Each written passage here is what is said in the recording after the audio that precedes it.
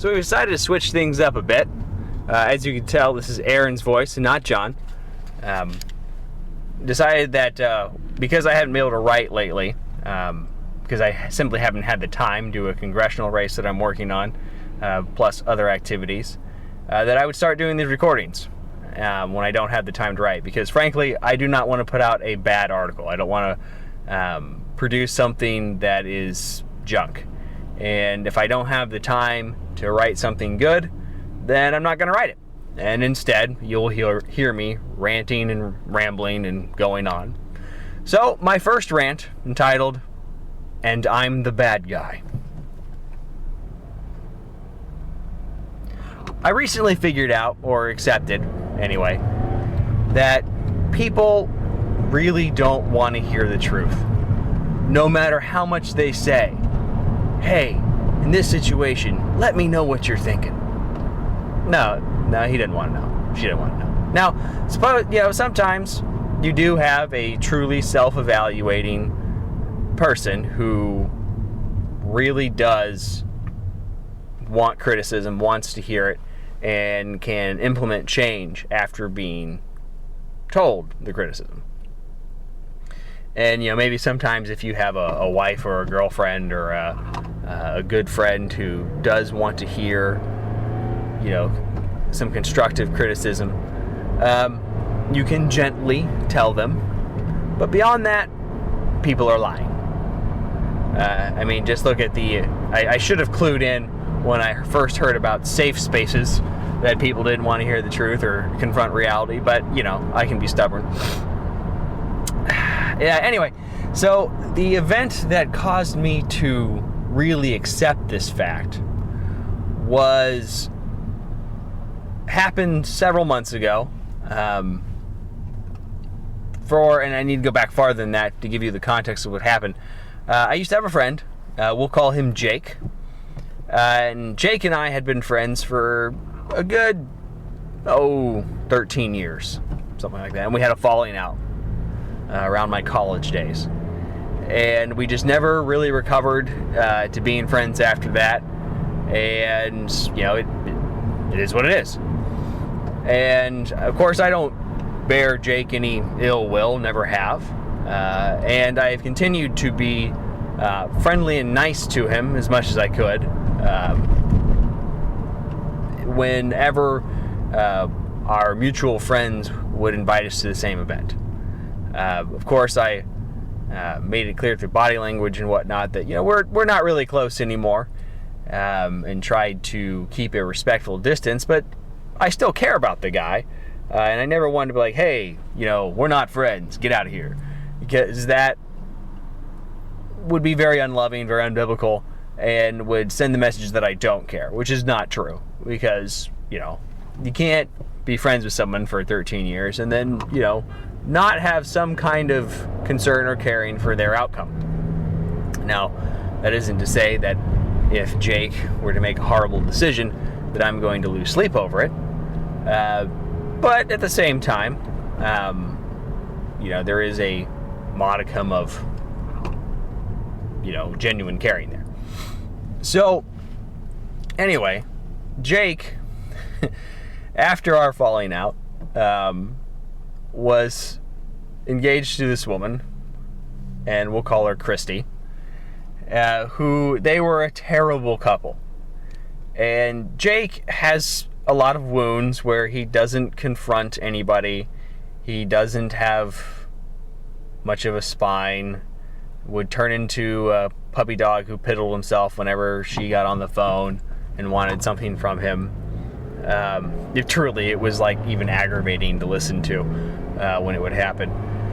And, that brought out the worst in her because, women, unless they just want to control a man, generally want a strong man who, will lead halfway, have some opinions, have some kind of direction, and will at times take charge. And when women don't get that, it doesn't go well. And so the two of them just brought the worst out in each other. And everybody saw it coming. And, people tried to warn him. I tried to talk to him about it a few times. It was obvious he didn't want to talk about it. And honestly, because we weren't really friends and our falling out had been relatively recent, I just didn't really try because I didn't think he'd listen anyway.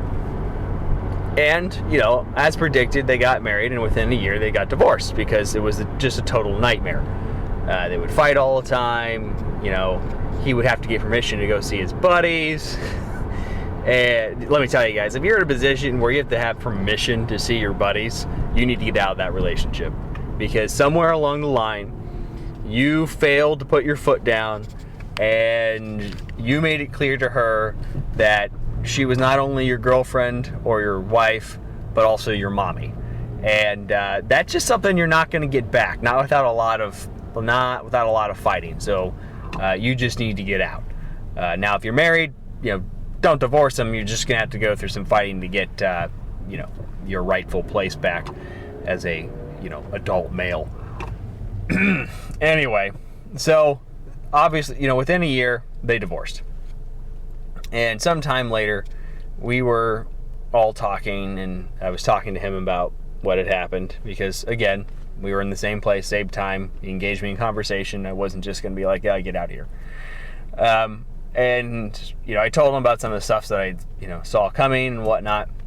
And he's like, oh, well, if ever you see something like that again, I just really want you to tell me. If something bothers you, just tell me the truth. Okay. And me, in my naive, stubborn, wanting to believe, but when someone says they want the truth, they really want the truth, I believed it and took that to heart. And anyway, he moved off to a different country for a while, and which suited me just fine. I didn't particularly care about hanging out with him, and he started dating this girl. We'll call her Susie. Long distance. And when I first started dating, I was like, it won't last long. They're in two different countries. Except for that it did. And it kept going, and it kept going, and it kept going. And then he moved back, but he wasn't even moving back to the same town. So I'm still thinking to myself, okay, now that he's back, I need to spend more time together and figure out this is probably going to work because, what we really have here is a beta male who just doesn't deal with conflict, will act in a very underhanded manner sometimes towards you, and just, be sniveling, annoying douchebag sometimes. And I'm not, like I said, I'm not trying to be mean. It's just who the guy became. It is. And so, and then we have paired up with, a girl, Susie, who, late 20s, starting to hit the wall, has bought into feminism all her life, doesn't really understand men too well. Sorry for the siren in the background. I am in the luxury mobile recording studio known as my car, and so there's some road noise. Anyway, back to what I'm saying. She's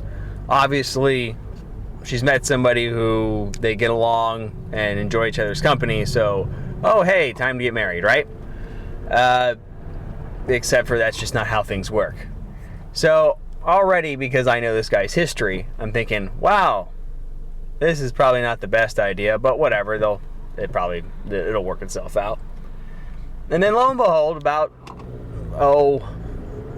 6 to 9 months ago, I hear they're engaged. I'm like, oh wow, poor decision.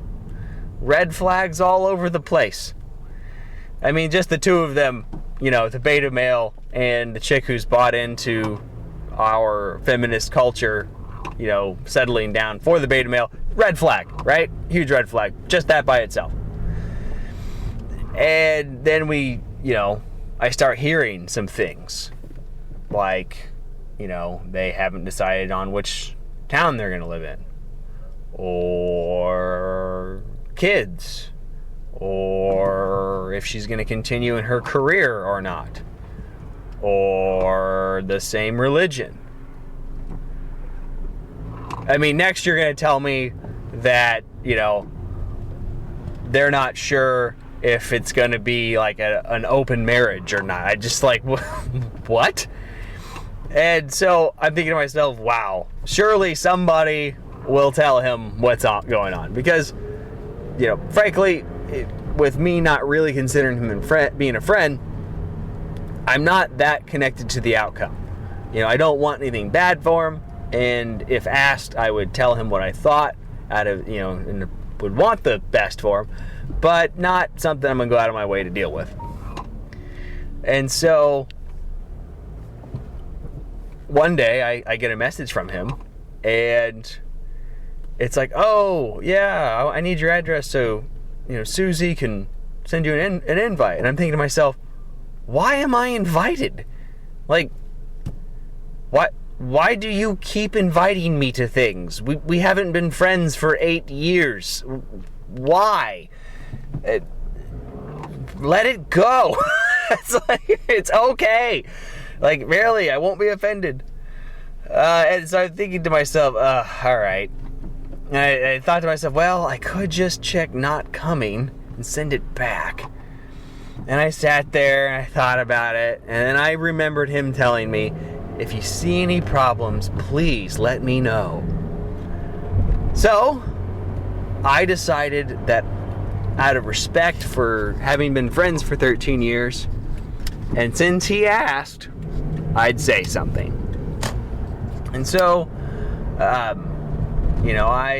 decided I was going to take him out, meet him for dinner, buy him a few beers, and, just have an honest conversation. And so I did that. And, Jake comes out, and we start talking, and we get to the subject of him getting married. And I'm like, yeah, I'm not going to be at the wedding. He's like, what? Well, why not? I'm like, well, I really don't think you should get married. And I didn't say you should break up. I just said I don't think you should get married. Well, why not? And I wanted to say, well, I mean, do you know yourself? And I just began to tell him the reasons why. And I didn't even get into all of them. I just said, hey, well, first we have the fact that I don't think you ever got over the issues of your past. And, this, and this. And then I said, well, and then there's the religious thing. And let me tell you, I grew up in a house that is religiously split. Dad who isn't really believing in much of anything, and a mom who was very devout in her faith. And let me tell you, as a kid, that is not healthy. That's not good. Because a 14-year-old does not have the mental or emotional maturity to be sitting there puzzling out, is mom right or is dad right? Like, you need your parents in lockstep on big issues like religion, money, sex, worldview questions. All right, things don't go well because then the kid has to choose between mom or dad. And then he automatically has a closer relationship with either mom or dad, whomever he goes with. And then one parent's left out of the equation, you feel disconnected, and then resentment, and it's just an awful situation. And so, I'm explaining this to him, and he's looking at me as though I'm talking Greek. And I'm like, okay. I was just like, he's like, well, I'm converting to Catholicism. Susie's a Catholic. And I'm like, but you just told me you don't believe in this. And he's like, yeah, I just see it as a political entity. I'm like, wow, I hope you never say that to Susie. Yikes. And I was just like, you do understand that, that's like a holy sacrament to them, and you're just gonna be defacing it. And I don't know if I put it in those kind of words, but that's what you're doing. Red flag there. And he just looked at me like, what? You're just so judgmental. You just don't even know. And he just gives out, you don't even know. So I look at him like, yeah. Because, not agreeing on basic things is something that I would need to know you about. And because, I don't know you after 20 years. And so he just keeps going on about how terrible I am. And I'm sitting there thinking, like, what? And he's like, well, I was like, well, if I was getting married and it was going to be a huge mistake, like I was marrying like a stripper with a cocaine addict, addiction or something, I wouldn't want my friends to show up. I'd want them to say, hey, we're not going to be there. And he looked at me like I was crazy. And he was like, well, what happens when your son ends up gay and you're going to go to his gay wedding? And I was like, no, I'm a Christian. That's kind of like majorly against our religion to even take part in that. And he just was like, oh, you're so awful. And I'm just like, wow, you don't even understand that concept, and yet you're marrying a Catholic. And I'm just like, oh. And it just, of course, immediately just, oh, how judgmental I am, how terrible I am. And I'm sitting here thinking to myself, okay, because I don't want to go to a wedding in another city that I don't like, spend a bunch of money to be there, to see two people with neither of whom I'm actually friends with get married in a marriage that I think is a terrible decision. And then because I'm sitting down having the decency to tell you these major flags, and I only got into two of them. It's like, hey, maybe you should go talk to your friends about the other ones. Because I don't want to do that. And I'm sitting down and telling you what's up. I'm the bad guy. After you asked me to do this, I'm the bad guy. Right. I forgot. I live in La La Land with safe spaces, where Yale students are protesting because they want Halloween costumes banned because someone might find them offensive. And he's going on, and I looked at him and I said, I'm not the only person who's thinking like this. And he's like, well, who are those other people? What'd they say? I was like, well, I'm not going to sell people out. You need to go to your friends and ask, hey, do you have any issues? And of course that was probably a problem because I doubt he has any real friends. But, maybe I should have phrased it. You need to go to your acquaintances and ask them, like, hey, do you see any issues? Do you think this is a good idea? Basic things you should do before asking somebody to marry you and make a lifelong commitment. Oh, I forgot. Marriage is like a 3-year commitment now. Just like...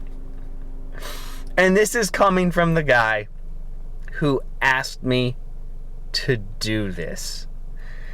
And I just sat there like, wow. Okay. Now I understand. Common sense is evil.